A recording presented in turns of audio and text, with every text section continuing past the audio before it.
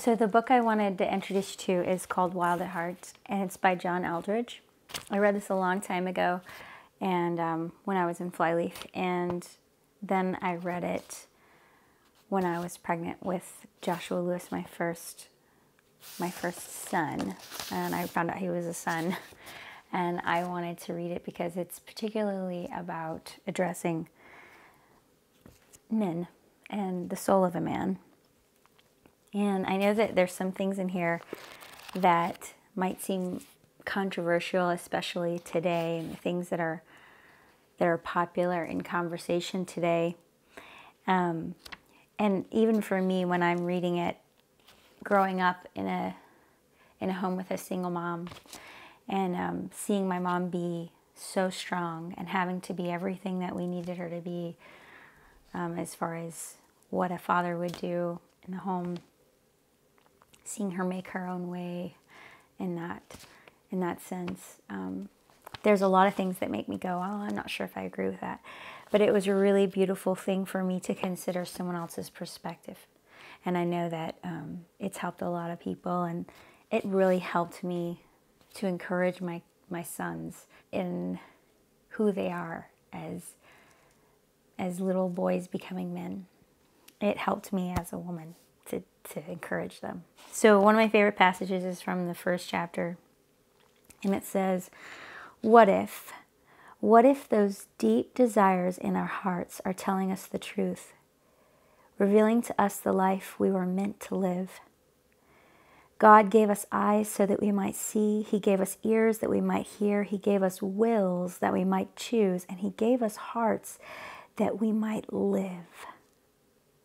The way we handle the heart is everything.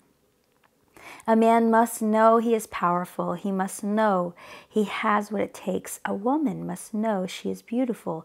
She must know she is worth fighting for. But you don't understand, said one woman to me. I'm living with a hollow man. No, it's in there. His heart is there. It may have evaded you like a wounded animal, always out of reach, one step beyond your catching, but it's there. I don't know when I died, said another man, but I feel like I'm just using up oxygen. I understand. Your heart may feel dead and gone, but it's there. Something wild and strong and valiant, just waiting to be released. And so this is not a book about the 7 things a man ought to do to be a nicer guy.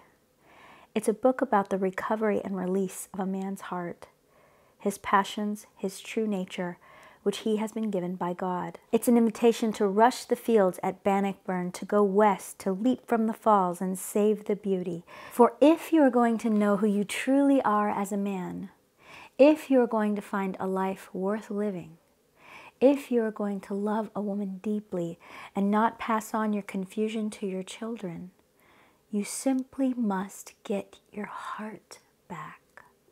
You must head up into the high country of the soul, into the wild and uncharted regions, and track down that elusive prey. I love that part because it really does get to the most important part of who we are. And so often we stop short of exploring who we really are when we just look at our physical selves.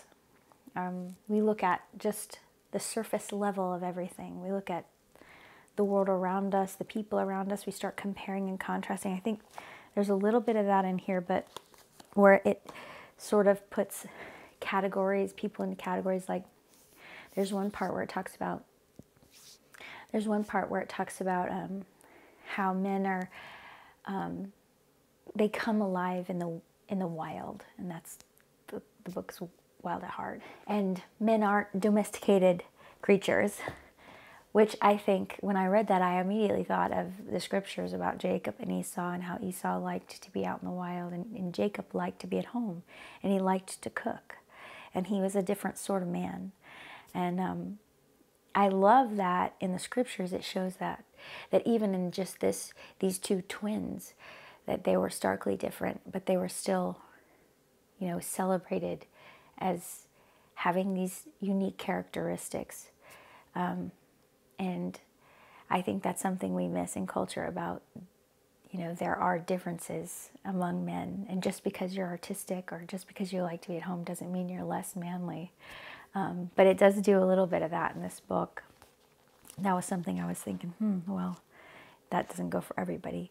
But I know it's true for a lot of men. And I've seen my husband come to life in many of the ways that the book talks about. When he gets into these environments, I've seen my boys come to life in new ways when they're in these environments, and encouraged. So it was a really refreshing read as a woman, as a mom, as a wife, and just as a woman who really has great belief and hope and faith in men. And even though, you know, I talk about this in the mystery, I talked about how I had come from a background where I was prejudiced against men in general. I had seen them hurt my family. I had seen them lie and steal and just not be trustworthy. And then it was such an amazing journey to come out of that background and find that in the heart of hearts, that's not who they were meant to be. That they were meant to be these valiant people, and for whatever reason shifted along the way. But there is that valiant man, that heart that is meant to be this powerful soul within each man, that's meant to be a force of light and good, and fight with those spiritual weapons of love in a powerful way. And I think it's a really important book.